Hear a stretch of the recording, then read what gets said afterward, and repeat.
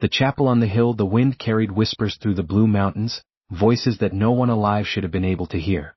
At night, settlers swore the air itself seemed heavy with sorrow, as if the land had absorbed the cries of hundreds of vanished souls and could no longer contain their grief. The ground trembled with secrets, and every wagon wheel that rolled over that lonely stretch of the Oregon Trail seemed to grind against bones buried just beneath the soil. For over 3 decades, families who entered those hills disappeared without a trace. Their names vanished from letters home, their wagons abandoned on ridges, their graves, if they were ever given one, left unmarked in a forest that seemed eager to swallow all evidence. The official story was simple. The frontier was cruel, unpredictable, and merciless.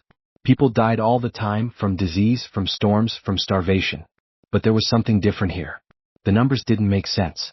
Too many families gone, too cleanly, too silently, and at the heart of it all, perched on a lonely hill overlooking the trail, was the Sacred Heart Chapel. Its wooden steeple pointed like an accusing finger into the sky, as though it alone bore witness to the hundreds who entered and never returned. Travelers saw it as salvation. But those who walked through its doors rarely walked out. The promise of salvation. The year was 1852, the height of Oregon migration. To weary travelers, the Graysons seemed like saints. Father Morai Grayson was tall and skeletal, his gray eyes intense enough to silence a room. He spoke with the calm authority of a man who believed he had God's private ear.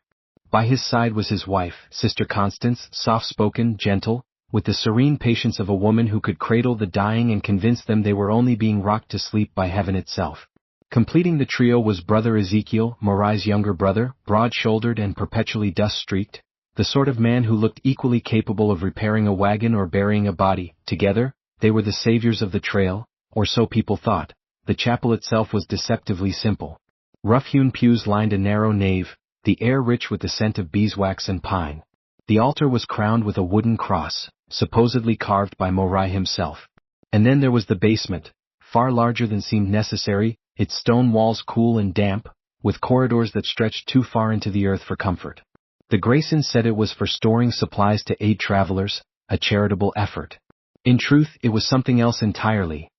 The family had arrived in Oregon Territory claiming to be missionaries. They carried no denominational flag, adapting their sermons to whatever faith their visitors clung to most. For some, Morai was a fiery Baptist. For others, a contemplative Presbyterian. For Methodists, he promised healing. For Lutherans, predestination. Always something tailored, never a word wasted. Sister Constance played her role with equal perfection, speaking softly of herbal remedies and tending to the sick with practiced devotion. Ezekiel, the practical one, made sure no family left without feeling indebted to the Graysons' supposed generosity. It was a performance polished to near perfection. The first family, the Morrison family, never stood a chance. James Morrison, his pregnant wife Elizabeth, their 3 children, and Elizabeth's elderly father had been traveling alone when their wagon axle snapped 2 miles from the chapel. To them, the small wooden steeple on the horizon seemed like a miracle. Within hours, Brother Ezekiel appeared, his timing uncanny, offering assistance and sanctuary. The family accepted, grateful. For days, everything seemed normal. Elizabeth's father sat rocking by the cabin fire, the children played in the yard, James worked on repairs with Ezekiel, and Elizabeth rested under the tender care of Sister Constance. Father Morai led prayers at dusk, his voice rising and falling like a hymn carried by the wind. Then, slowly, the sickness began. Elizabeth's father complained of stomach pains, his face turning gray as Constance murmured soothing reassurances and pressed a cup of blessed remedy to his lips. By the next day he was vomiting, convulsing, and then, gone. James wanted to seek outside help. Morai dissuaded him, speaking with the calm authority of faith. Moving him now would kill him. Trust in the Lord. Trust in us. Within days the children followed, their small bodies racked with the same mysterious illness. Then James. Then Elizabeth herself, even as she labored to deliver her child. Every death was accompanied by scripture, by promises of heavenly reunion. Every burial carried out under Morai's solemn hand, his voice echoing into the ground as soil struck the wooden coffins. By the time Elizabeth breathed her last, the Morrison family had been erased. Their possessions, fine furniture, heirlooms, coins sewn into hems, quietly catalogued by Ezekiel, recorded in ledgers in Morai's precise hand. Their deaths explained away to anyone who asked. Trail fever, dysentery, exhaustion. Nothing unusual. Nothing suspicious. But it was only the beginning. The method becomes the mission. What the Graysons discovered in those first killings was intoxicating. Murder could be methodical, disguised, profitable. Disease was the perfect cover. The Oregon Trail claimed lives constantly: cholera, dysentery, fever. Who would question a grieving family when half of them dropped dead within days? Who would accuse the compassionate preacher who prayed over their graves? Sister Constance refined her poisons, experimenting with arsenic doses until symptoms mirrored illness perfectly. Brother Ezekiel mastered the art of scouting, spotting lone families, broken wagons, the weary and vulnerable. Father Morai perfected manipulation, making skeptics feel respected, faithful feel comforted, and all feel indebted. The basement expanded. Sections were dug. One for storing possessions, one for preparing poison, one as a makeshift morgue. Out back, a grove of unmarked graves grew slowly, silently. By the spring of 1853, the family no longer saw themselves as murderers. They were businessmen of death, clerks in a divine ledger where every soul could be measured, weighed, and stripped of its earthly value. The German immigrants. In May, the Hoffmans appeared. A family of German immigrants with little English, traveling with a wagon of precious trade goods. Clockmaking tools, textiles, gold coins, their life's fortune on wheels. Language was a barrier, but desperation bridged it. When their wagon faltered near the chapel, the Graysons welcomed them warmly. This time, Constance wasted no time. From the first day, she administered her preventive remedies. Bitter teas, tinctures laced with slow doses of arsenic. The Hoffmans trusted her completely. Each cough, each shiver, each tightening of the chest, she explained as a natural illness that only her medicines could soothe. The process stretched nearly a month, giving the Graysons time to strip the wagon piece by piece. By the end, the Hoffmans lay in the earth behind the chapel, and their possessions were on their way to eager black market buyers in Oregon settlements. The murders became less about survival and more about refinement. Like a craftsman perfecting his art. The ledger. By the end of 1853, 7 families had vanished into the earth around the chapel. The Graysons began keeping records, not of births or baptisms, but of deaths. Morai's ledgers were chilling in their precision. Morrison family, 5 souls departed, September-October 1852. Possessions: gold, tools, heirlooms. Method: arsenic via medicinal teas. Duration: 17 days. Lessons learned: reduce dose frequency for prolonged illness. Estimated profit: $400. Each entry was written without emotion, as though he were recording harvest yields or trade shipments. To him, human lives were merely tallies in a grand accounting system, their value measured in possessions and the ease of their deaths. The ledgers grew thicker. The graves multiplied. And yet, the Graysons' reputation spread.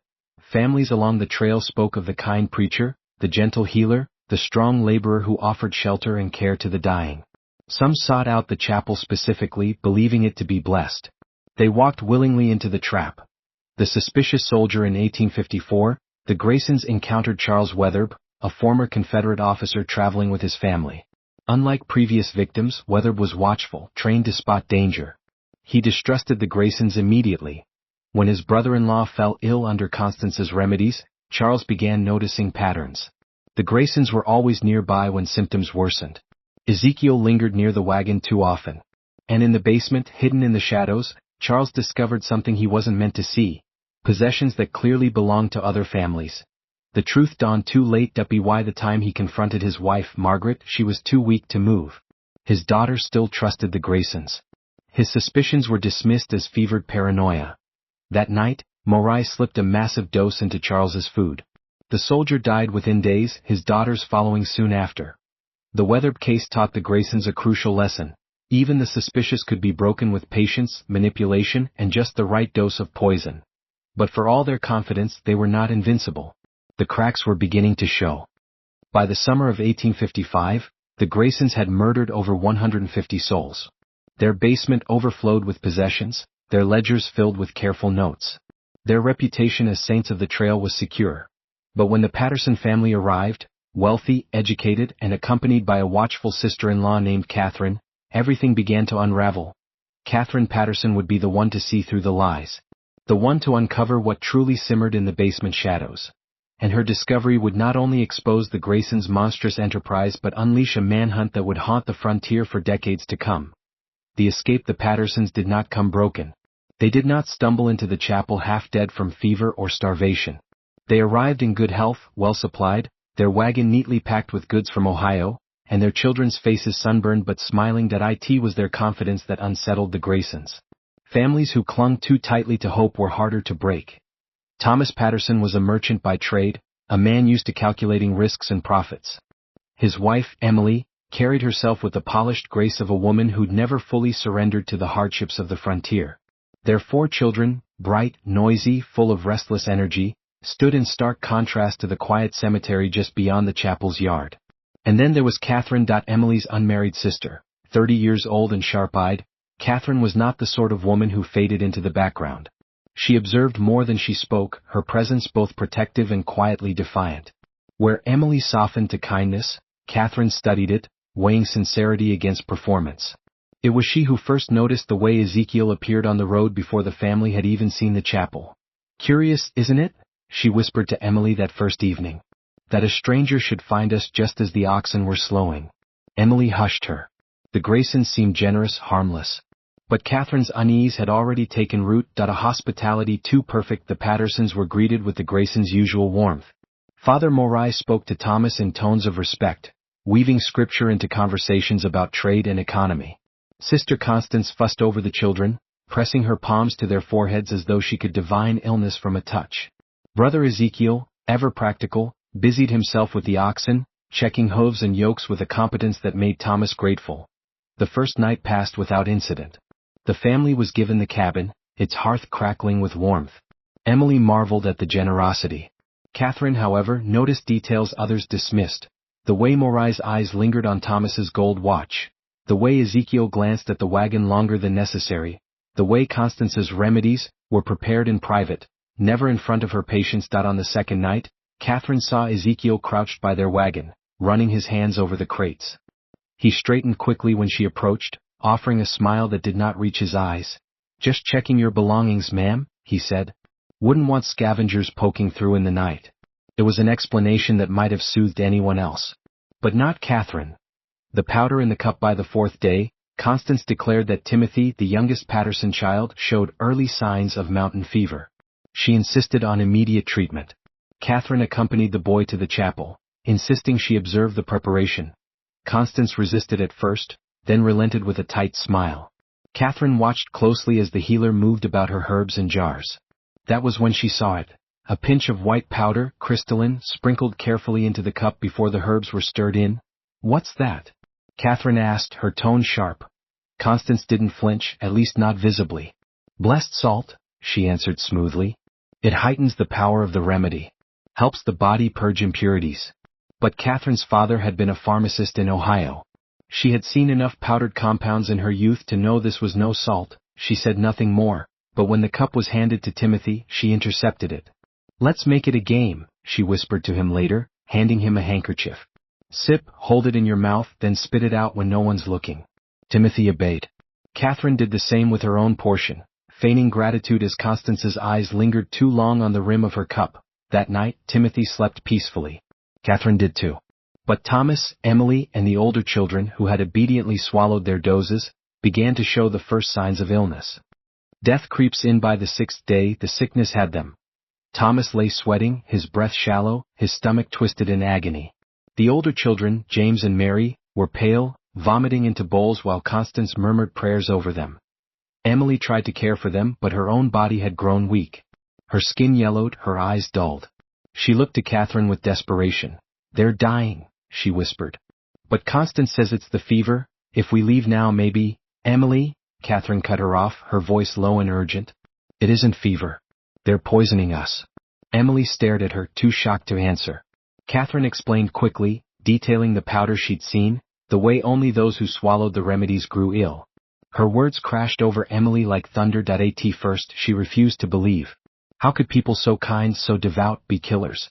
But then she looked at her children, dying faster with each cup of Constance's medicine, and doubt curdled into terror. "What do we do?" she whispered. Catherine's answer was chilling in its simplicity. "We run." The attempted flight. They waited until night. Catherine kept Timothy close, whispering reassurances while Emily tried to stay upright. She was weak, barely able to walk, but determination blazed in her eyes. Together, the sisters slipped from the cabin. The chapel loomed ahead, its windows dark, its steeple cutting the night sky. The wagon stood waiting, loaded with their possessions, at least what Ezekiel hadn't already catalogued. They nearly made it. Footsteps scraped across the gravel. A figure emerged from the chapel. Father Morai. His presence was like ice. His face, stripped of its pious mask, was unreadable. "You should be resting, sister," he said softly, his voice carrying an edge. "The fever clouds the mind." Catherine stood her ground, shielding Emily and Timothy behind her. "We're leaving." Morai tilted his head, as though examining a curious insect. "Leaving? You're far too weak. Sister Constance will prepare something stronger for you. A remedy to quiet your unrest." His hand moved inside his coat. Something glinted in the moonlight. Before Catherine could act, Emily stepped forward. Pale, trembling, but clutching Thomas's pistol in both hands. "Step away from my sister." Morai froze. For the first time, doubt flickered across his face. That it lasted only a second, but it was enough. Catherine seized a heavy iron tool from the wagon and swung with all her strength. It struck Morai's head with a dull crack. He staggered, not dead but stunned. "Go!" Catherine screamed. The wagon lurched forward, wheels biting the dirt, as Ezekiel burst from the chapel, shouting into the night. The Pattersons fled into the darkness, the chapel shrinking behind them. But the sound of pursuit carried on the wind. The Graysons would not let them go so easily. The nightmare journey, the escape was chaos. Emily collapsed in the wagon bed, clutching Timothy to her chest, her breath shallow. Catherine drove the oxen with frantic urgency, her hands raw from gripping the reins. They traveled for days, guided only by instinct, avoiding main trails where the Graysons might intercept them. Food was scarce, water scarcer. The children cried for their siblings, their father left behind in the chapel's shadow. On the third day, Timothy asked a question that broke Catherine's heart. "Auntie, why didn't they come with us?" She had no answer. Only silence and the hollow ache of guilt. By the fourth day, they stumbled into salvation. A patrol of soldiers from Fort Dallas investigating rumors of unrest. Catherine collapsed before them, clutching the vial of powder she had stolen, the only proof she carried. Her words poured out in ragged bursts. The remedies, the graves, the Graysons. At first, the soldiers doubted her. How could such respected missionaries be murderers? But the evidence she carried, and Emily's failing body, told a darker truth. The soldiers turned toward the chapel. By the time they arrived, it was too late. The Sacred Heart Chapel stood empty, its doors flung wide, its pews abandoned. The basement still reeked of herbs and death, its compartments lined with possessions from families long gone. The ledgers sat waiting, each page a confession in Morai's own hand. But the Graysons themselves, gone, vanished into the wilderness, carrying with them wealth, knowledge, and the perfected art of murder. And as Catherine stood in the ruined chapel, staring at the empty graves that yawned like mouths behind the building, she realized something terrible. The Graysons had not been defeated, they had simply begun again. The manhunt. When the soldiers arrived at the Sacred Heart Chapel in the autumn of 1855, they expected confrontation. They came armed, muskets ready, anticipating a firefight with fanatics defending their holy ground. What they found was silence. The chapel was deserted. The hearts were cold.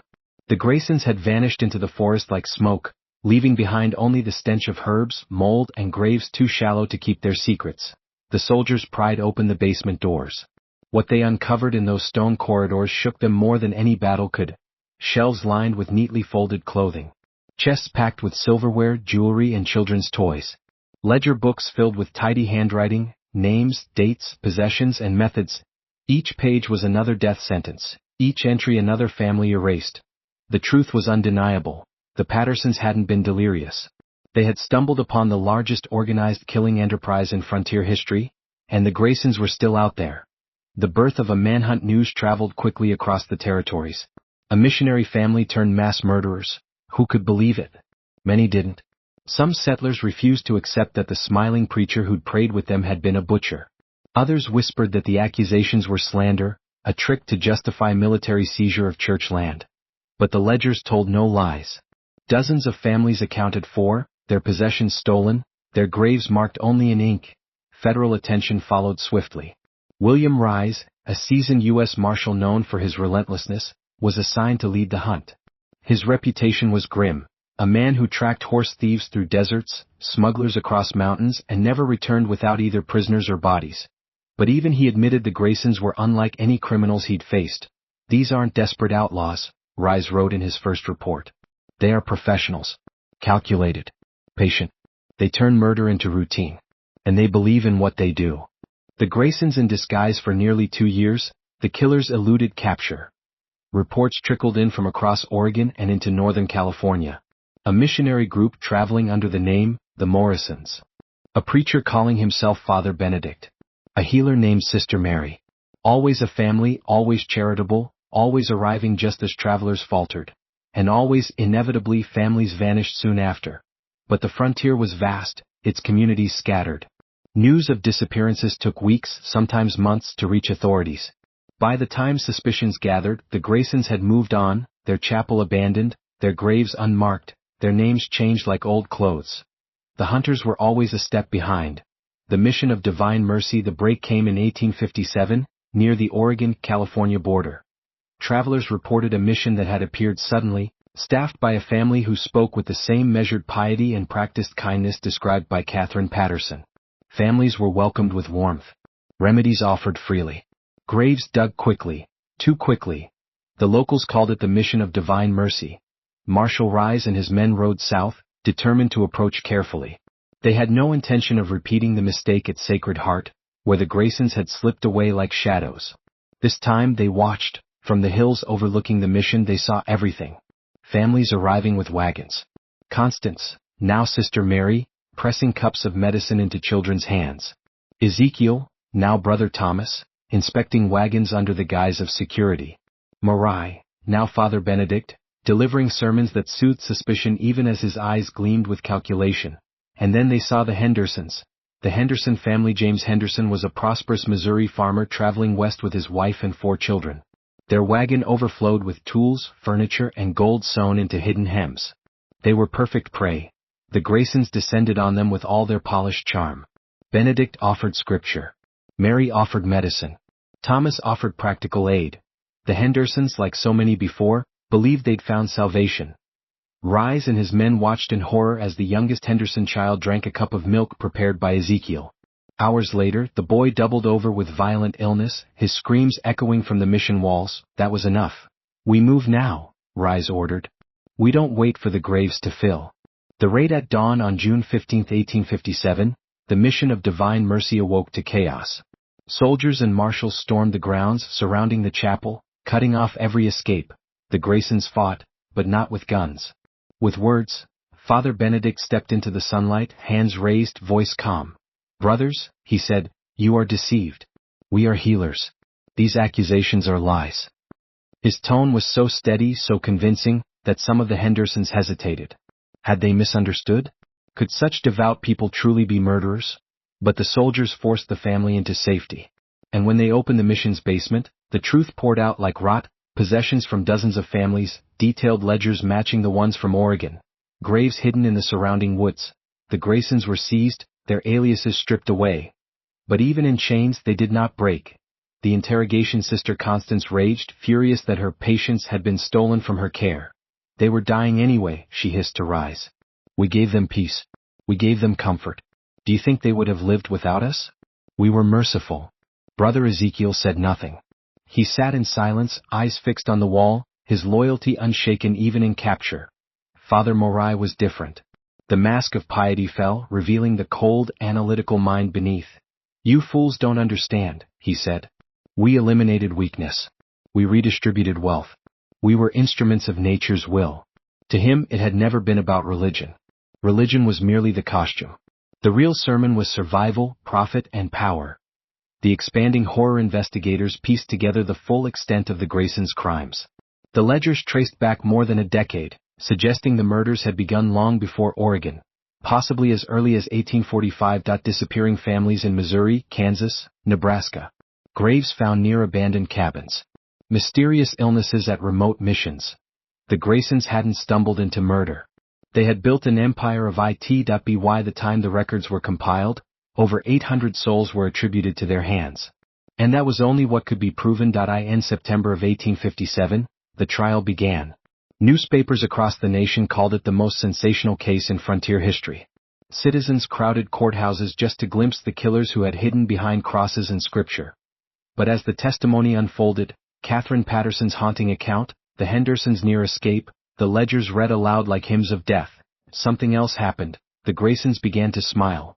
Morai leaned toward Constance in the courtroom, whispering something that made her lips curl into a faint, chilling grin. It was as though the trial itself was another stage in their performance. And the audience once again was captive.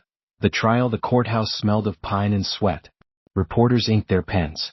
Citizens crammed into wooden benches until the room groaned beneath their weight. Outside, crowds filled the streets, hawking pamphlets that screamed headlines in thick black ink. The Graysons, killers in Christ's clothing. Butchers or martyrs? The devil's own family on trial. It was September of 1857, and the frontier had never seen such a spectacle. Opening act, the Graysons shuffled into court in irons, but they didn't look like killers. That was the most disarming part. Constance wore a simple gray dress, her hair tucked neatly, her face soft with maternal worry.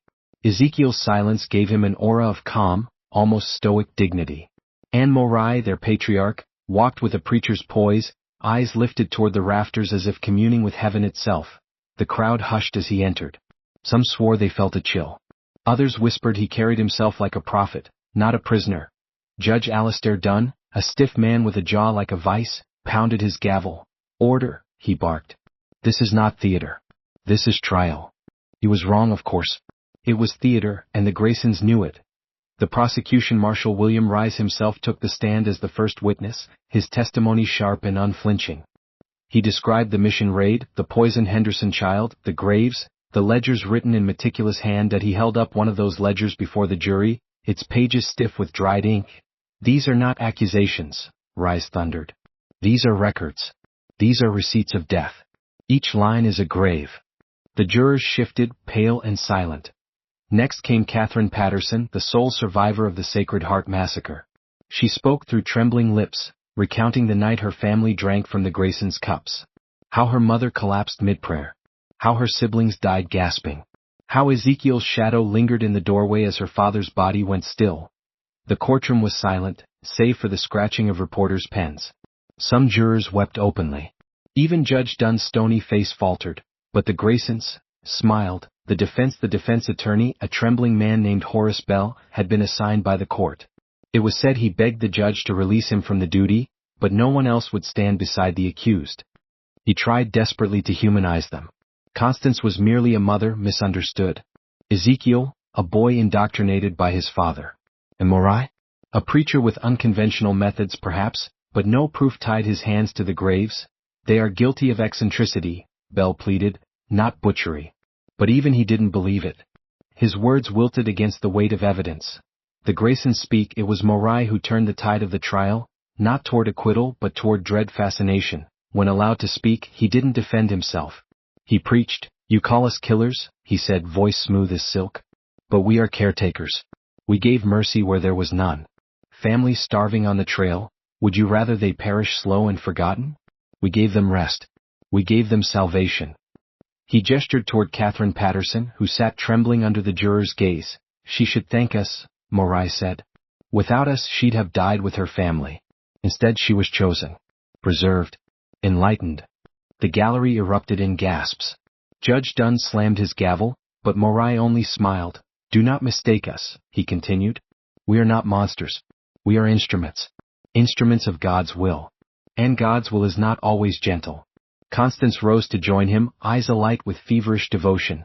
"We healed them," she cried. "We healed them of hunger, of fear, of pain. And this is our reward? To be caged by men too blind to see his work." Ezekiel said nothing, but his silence spoke volumes. He sat rigid, gaze fixed on the jury, unblinking as if measuring their souls. Public frenzy. The trial became less about justice and more about theater. Pamphlets flooded the streets. "The saints in chains. Are the Graysons chosen or cursed?" Testimony of blood. The Henderson boy speaks. Confessions of mercy. Morai Grayson's sermons. Spectators camped outside the courthouse overnight, hoping to secure a bench. Vendors sold Grayson relics, locks of hair, scraps of fabric, even soil from the mission site, most of it fake. Preachers thundered against them in Sunday sermons, calling the family demons, Jezebels, and wolves in shepherd's clothing. But some, fringe sects and zealots, saw something else. "They are martyrs," one pamphlet argued. "Martyrs for a harsher truth of God." The Graysons were no longer just criminals. They were symbols. Symbols of fear, of faith, of the darkness beneath frontier piety. The Henderson boy. The most damning testimony came from 8-year-old Samuel Henderson, pale and weak but alive. That he described the milk Constance gave him, how it burned his throat and twisted his stomach. He remembered Ezekiel holding him down as the sickness racked his body. "I thought I was going to die," Samuel whispered, tears streaking his cheeks. And they smiled. The jury turned, eyes blazing at the Graysons. Constance only tilted her head, almost tenderly, as if admiring her work. Verdict. The deliberation lasted less than 4 hours. When the jury returned, the foreman's voice shook. "On all counts, guilty." The crowd erupted, cheers and curses mingling. Outside, church bells tolled as if announcing a holy victory. Judge Dunn rose, his voice thunderous. "For the murders of men, women, and children beyond counting, for the deception of piety, for crimes against the laws of God and man alike, you are hereby sentenced to hang." The gavel cracked like a gunshot. Constance shrieked scripture. Ezekiel stood silent, eyes blazing. Morai bowed his head as if in prayer. But when he looked up, he was smiling. The chilling aftermath that night, reporters scribbled feverishly by candlelight, their stories spreading eastward by telegraph. The Graysons were branded as America's first true family of serial killers. But inside the jailhouse, something darker brewed. Guards reported hearing hymns drifting from their cell, low, steady, harmonious. Not the hymns of salvation, but twisted verses, praising death as deliverance, murder as mercy. "They're not afraid," one guard whispered. "They think they've won." And in a sense they had. Their names were etched into every paper, every sermon, every whisper across the land. The noose awaited. But the Graysons weren't finished. Not yet. The gallows, the morning of the execution, dawned gray and wet, the kind of sky that promised judgment. Rain fell in thin needles, soaking the wood of the gallows until it groaned like an old ship at by sunrise. The town square was already swollen with bodies. They came in wagons, on horseback, even trudging barefoot through the mud. Men with rifles slung across their backs. Mothers clutching children too young to understand. Preachers waving Bibles, warning the crowd to guard their souls against the devil's breath. Vendors set up stalls just outside the square, selling everything from fried apples to Grayson rope keepsakes. Strips of twine sold as though they'd be cut from the hanging noose itself. Newspapers hawked final words expected today. It was less an execution, more a festival. A carnival of death. The procession at 9 o'clock sharp, the jailhouse doors swung open. Out stepped the condemned, Constance first, draped in a tattered shawl, her face streaked with rain but eyes alight with something like joy. She clutched a Bible to her chest, whispering verses to herself, lips curling into fevered smiles. Ezekiel followed, broad-shouldered and silent. Shackles bit at his wrists, but he carried himself with an unnerving calm, his gaze fixed straight ahead. Some swore they saw him smirk when he passed the children in the crowd. And finally, Morai, that he looked less like a prisoner and more like a preacher leading a procession. Back straight, head high, his beard dripping with rain. His eyes scanned the crowd, and wherever they landed, people seemed to shrink away, as if exposed. "Look," one woman whispered, clutching her shawl. "He's blessing them." And in a way he was. The crowd, the atmosphere was electric. Some jeered, screaming for vengeance. "Burn in hell, you vipers! Poisoners! Killers! Let the devil take you!" Others disturbingly wept. Women pressed handkerchiefs to their mouths. Men removed their hats. A few even knelt, whispering prayers, not for the Graysons' deaths but for their salvation. There were whispers of sects forming already, calling themselves the True Mercy Congregation, spreading leaflets that claimed the Graysons had been chosen by God to bear humanity's sins through blood. The gallows became less a stage of punishment, more a pulpit. The final words, the sheriff asked if the condemned had last words. Constance was first. Her voice was shrill, fevered, yet oddly melodic. "You curse me as a mother of poison," she cried, "but I was a mother of mercy. Each drop I gave spared them from hunger, from rot, from sin. My children, my sweet lambs, do not fear. What waits for me is not rope, but glory." The crowd roared, half in fury, half in awe. Ezekiel's turn came. He did not speak at first. He only stared at the jury foreman, the one who had declared guilty weeks before. The silence stretched until it felt unbearable. Then he whispered, low but clear, "You'll see us again." The words slithered through the square, planting a seed of dread. Finally, Morai stepped forward, his voice rang out like a sermon. "You gather here as jackals," he thundered, hungry for spectacle. "You believe you kill us today? You believe a rope severs what God has woven? Fools. We are not ended. We are multiplied. The sheriff moved to silence him, but Morai lifted his voice, overpowering the rain, the crowd, even the gavel of Judge Dunn seated grimly nearby. Death is a door, and we shall walk through it before you. And when you come, every one of you, we shall be waiting on the other side with open arms. The words hung like smoke.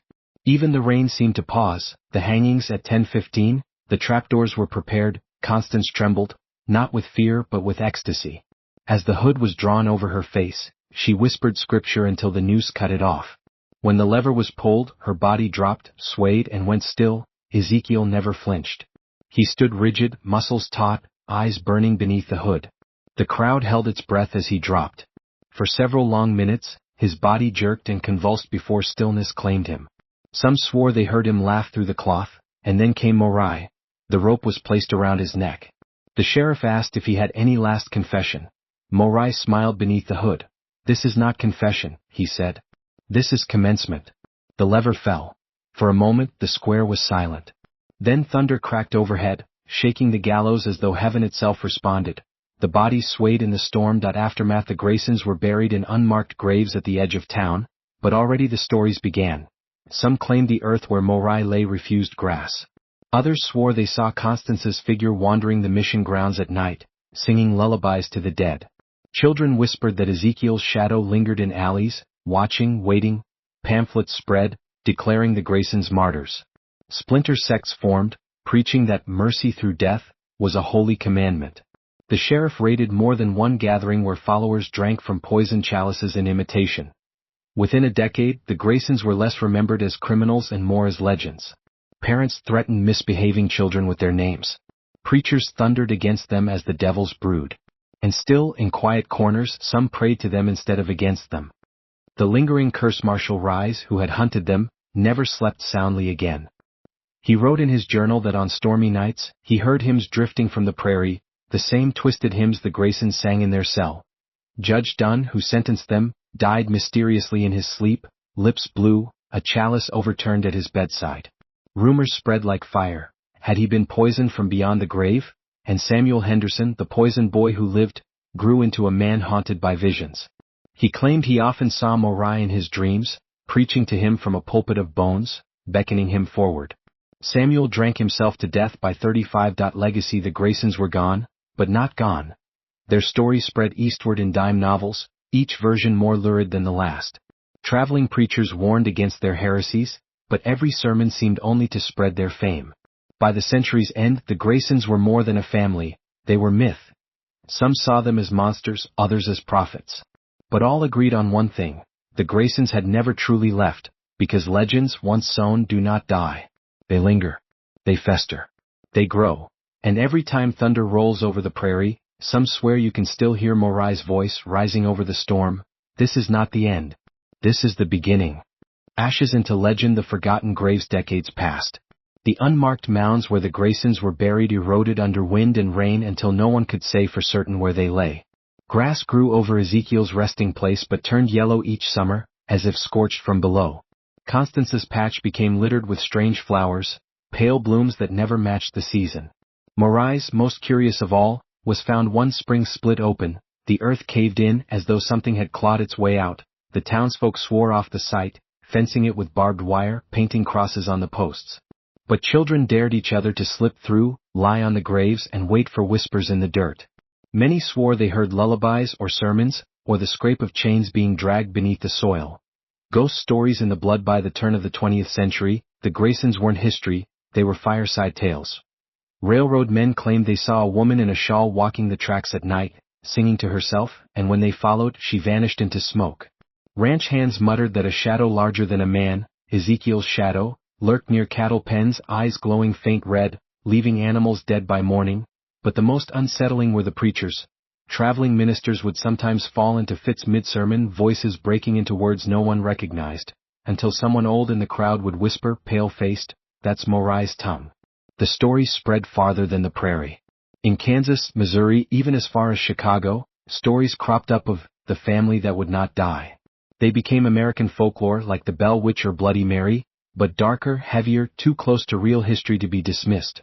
The cult of mercy. In the 1920s, Prohibition didn't just bring bootleggers, it brought revivalist cults.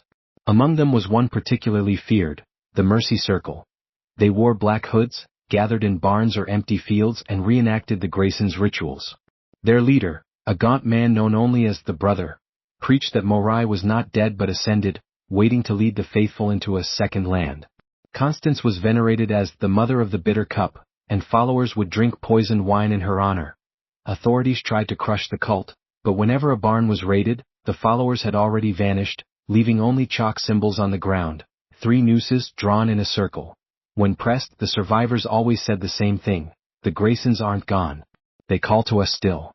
The curse in modern times. By the 1950s, the Mercy Circle had fractured, but its bones remained.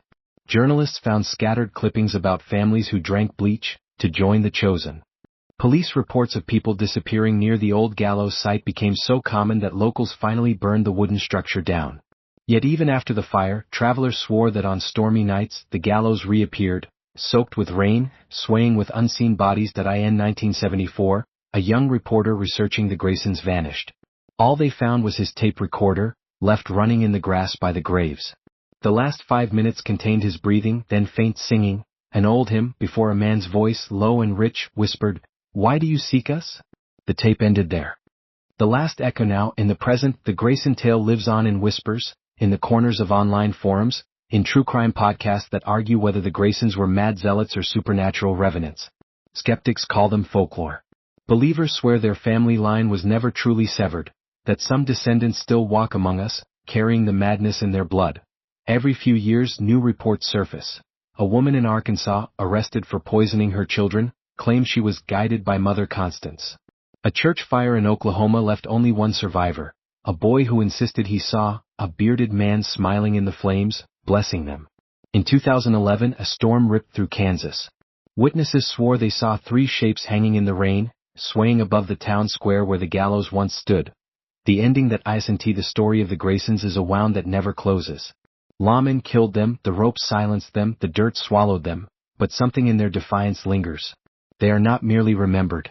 They are repeated. The line between history and haunting blurs until you can't tell if the Graysons lived once, or if they still live now, rising in anyone willing to drink the bitter cup, to follow the voice in the storm, to believe that death is not an end but a door. And perhaps tonight, as you finish reading, you'll hear it too. A lullaby, carried on the wind. A shadow in the corner of the room. A voice whispering low and steady, "This is not the end. This is the beginning."